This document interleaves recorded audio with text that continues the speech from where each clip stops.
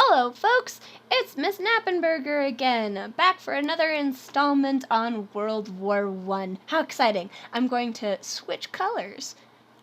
I don't really have that many exciting colors, so I guess I'll just switch to blue. Whatever. That's okay. Okay, so last time we were talking about, and again, this is going to last about 20 minutes to respect your time, though feel free to speed me up like a chipmunk, that's fine.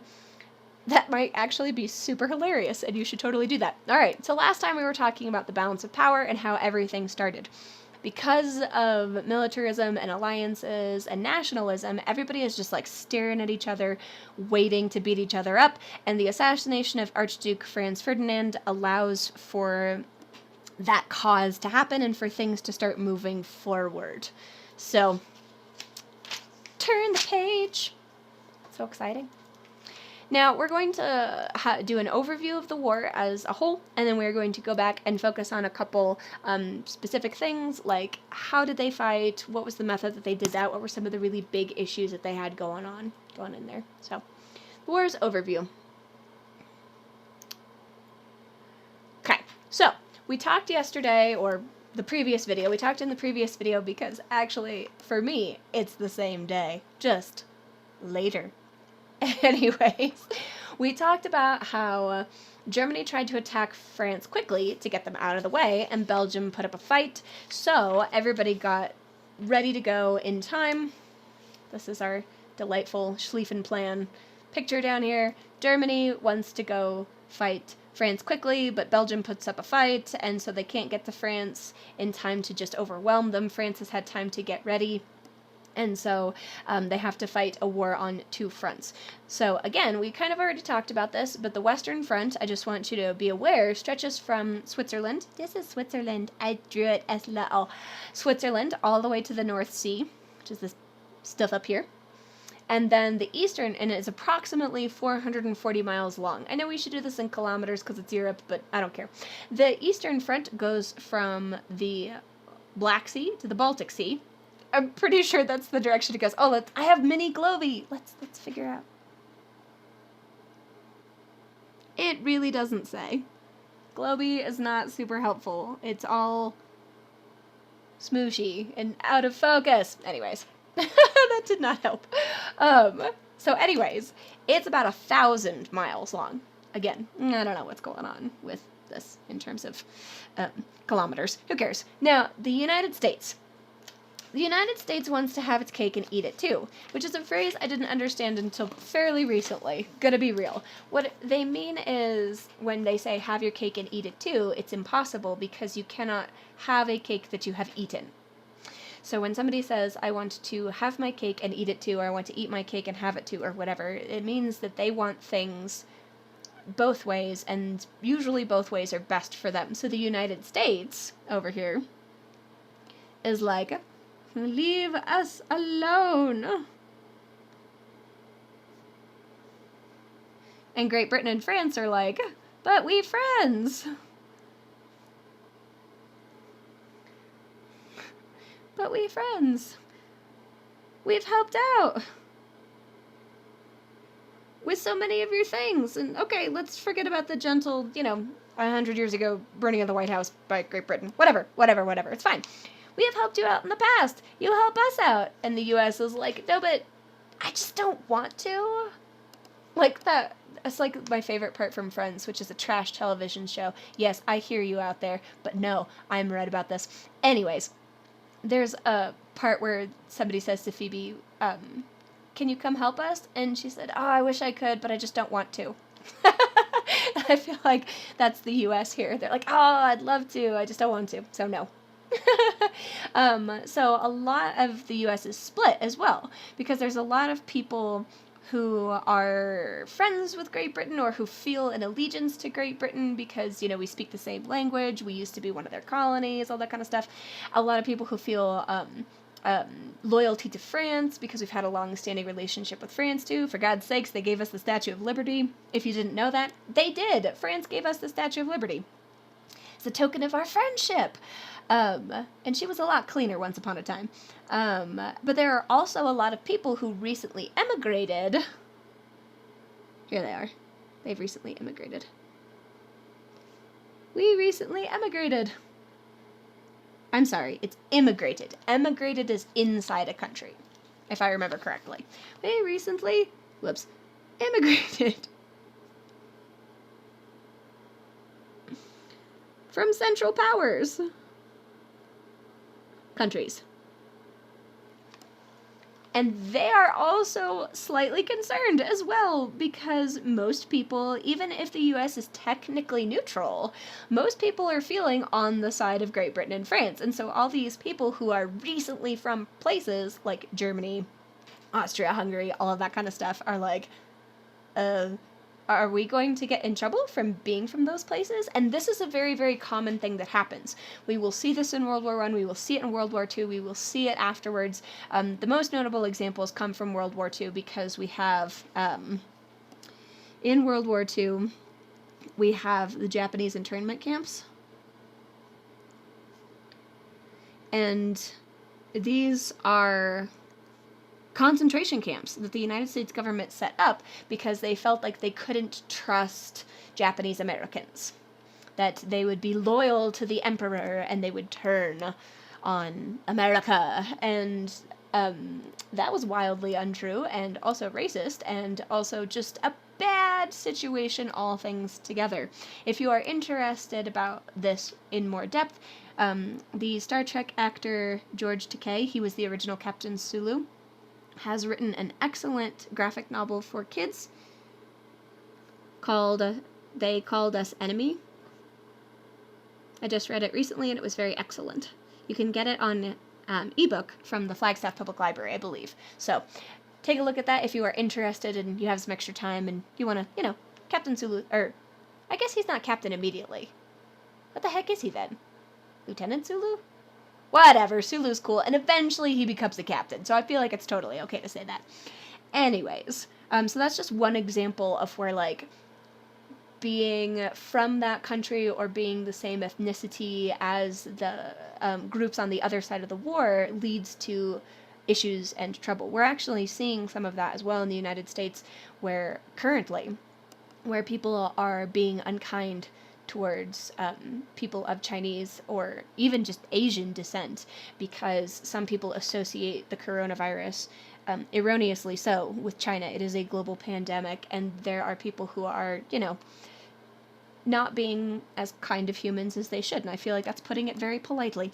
Anyways, America, however, still wants to make money. Of course they do. Hello, America. Capitalist utopia. And so they make money off of everybody. Everybody. They sell weapons and supplies to Great Britain, to France, to Russia, to Germany, to Austria, Hungary, to Italy. They sell stuff to everybody. And it's great for the United States until the German U-boats keep sinking American ships. America, America. And then we have a German U-boat down here. That's a U-boat. And then it goes pew, pew, pew, pew, like that. Anyways. There's the Schlieffen plan. Whew. Okay. Alright, so Germany finally screws all of this up because they have been doing a fair job of being like, hey man, we don't want to hit you, but like, you're in war waters, so, boat at your own risk. Sail at your own risk. That's what it is. So the German U-boats, which tragically just stands for Unterseeboot. I know, you wanted it to be something way cooler, maybe having to do with squids or octopi, but no, tragically, it's just under the sea boat. Anyways, the U-boats. Well, I have a hunch, breakfast, dinner, and lunch, because that's its little, like, periscope, right? So the Untersea boats, they're in a war zone. And so they're going around, and they're just, hitting people and whatever. But the big problem comes when they attack a passenger ship, and it is sinking. Blah, blah, blah, blah, blah, blah, blah. Whoops. It's a steamship. Brrr. Called the Lusitania. Now, the Lusitania is not technically an American ship. It is, in fact, a British ship. I cannot draw the Union Jack very well, so I'm not going to. But it is, in fact, a British ship, But there are 128 Americans on it who were killed. There were probably a couple more Americans on it, but 128 were killed. 128 American deaths.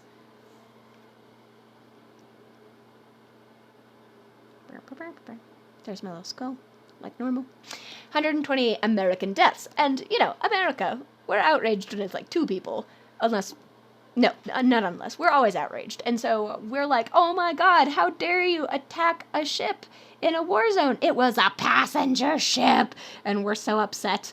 And Germany is like, well, but, like, it's a war zone. And then also, we all sort of come to find out it had been carrying war materials. And Germany's like, yeah, man, they were carrying war materials. So, fair game. And America is like, how dare you call us on that? But then, oh, and that's 1915. So it's like right at the beginning, too. So it's like right off the bat, Germany is like, hey, man, sucks to be you. And America's like, how dare you? We hate you. Then, in 1916, they hit a French passenger ship called the Sussex, and Germany's like, okay. They weren't carrying war materials that time. We killed innocents. We feel bad. Sorry. We will stop unrestricted submarine warfare, and we will obey the neutrality rules. You will probably see this term, unrestricted submarine warfare, rather a lot. So it's a good one to keep in the back of your head as a key term. Unrestricted submarine warfare. Now, they are going to still be doing submarine warfare, just restricted submarine warfare. They're only hitting people that they know for sure to be the enemy. Now, in 1917, Germany announces it's going to start it up again. So, President Wilson cuts off all ties to Germany, and then Germany is like, hello, Mexico. This is its hat. Its hat says Germany. Hello, Mexico. And they hand them a famous telegraph called the Zimmermann Note. Oh dear. Zimmermann Note. Now, sources are divided on whether or not this was a legit note or not, but the fact of the matter is that we intercepted the note, and it essentially said, Dear Mexico, if you help us kick America's butt, then we will help you get back. These are great hats these guys are wearing. Fabulous hats. Then we will give you back some of the territory that you lost during the Mexican-American War, which, please remember, happened in 1848, was caused by Texas being like, wait, no, we're separate, and resulted in Mexico losing half of their territory to the United States and being crippled forevermore. Not forevermore, but still. So America doesn't like that, and here they come. Dun dun dun dun dun dun. Oh, here's the Lusitania. Ain't it pretty? Looks just like the Titanic, doesn't it? Yeah, it's because they're both steamships. And here's another delightful graphic. I particularly enjoy all of the people floating in the foreground. Oh my god, there's a couple just like random hands. That's horrifying. Anyways. And also, just so you know, like, when a ship is that big, is sinking, it can't handle the pressure because it's like a lot of pressure, so it splits usually like halfway down. I learned that from watching the movie Titanic. There is another one going down. It might be the Lusitania, but it might be the Sussex. I don't know. That, I believe, is in fact the Lusitania at the bottom of the ocean, and you can see the split there. See? Wasn't lying about that. And that little yellow thing in the foreground is a little, like, underwater...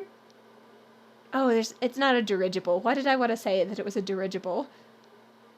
I don't know. It's a little baby bitty submarine. I don't know. He's cute. Whatever. And there's the Sussex. And again, look, the Sussex snapped in half, too. It's because they're too big.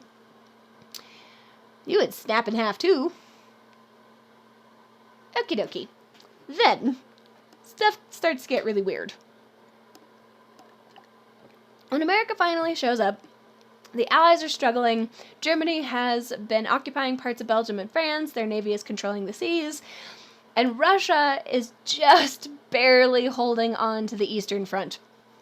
What's going on in Russia is not pleasant. So, first off, the Russian officers, here they are, I'm a captain, officer, are nobles. So I'm going to draw him a nice big, that's his monocle, and he has a fancy beard. A goatee. Oh, you can't even see that. Oh, sad. Sorry. Scooch over. It's almost better with the reveal than me doing it once at a time. So he's a Russian noble. And to put it politely, he's an idiot. They were super rich, but really not that well educated. They mostly led these, lazy lives of leisure, say that 8 times fast, and they didn't do a whole lot more than, learn Latin, translate Cicero. God, I hate Cicero. Play chess, learn French, play the piano, read a book. And not a good book, either.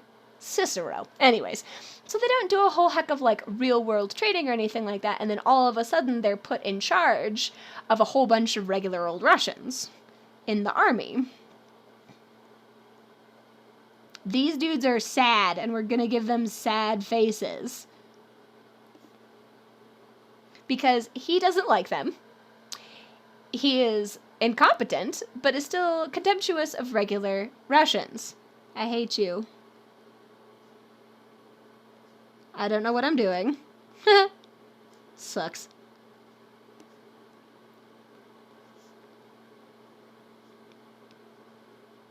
And basically,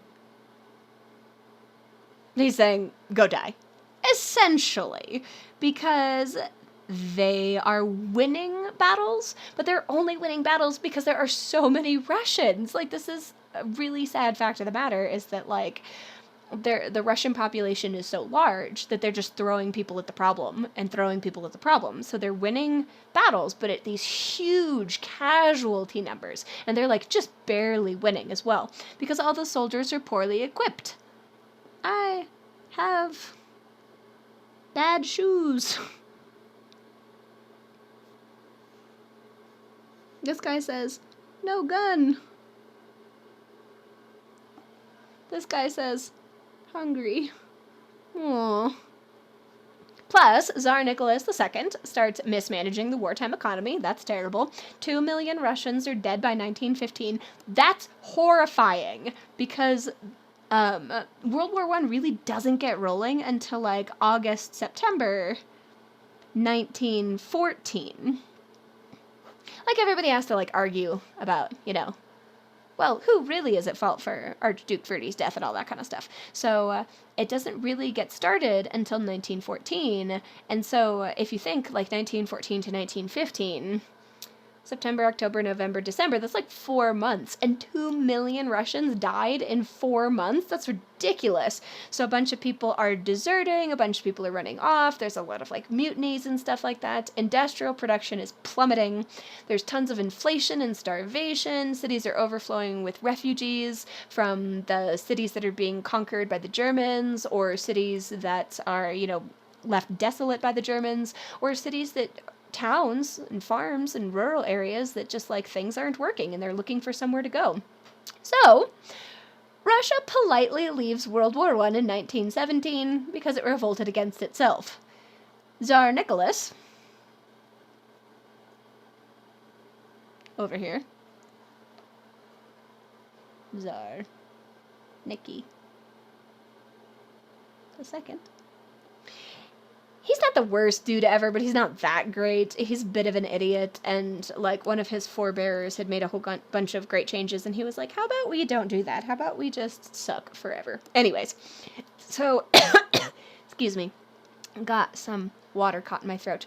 They eventually kick him off the throne because he's terribly incompetent and can't seem to do anything right. So they don't make him, they get rid of their czar, essentially, and then after a while of having him captive, they are kind of it's dangerous to have him alive because he could come back and he could be the czar again, so we're just going to kill him, and they kill him and all of his family as well. No, Anastasia did not survive. That is not a thing that happened. And they make a nice little deal with Germany to be like, hey man, we're gonna leave. Would you like some of our territory? Like Lithuania. And Germany is like, heck yes, man, that'd be awesome. See you later, guys. Glad we're friends again. And everything is really nice. But then poor Lithuania is like, wait, what? And it's bad for Lithuania. We are just about out of time. Tomorrow we will be talking about... There's so many different parts, so we will talk more about the end of the war and then some of the major battles, and again, not really tomorrow. And then there's so many pretty pictures! Yay! Yay, pretty pictures. But we will do that in the next video, so I'm looking forward to that, and I hope you guys are having a super awesome day. Stay safe, stay home, stay cool, man. Batman.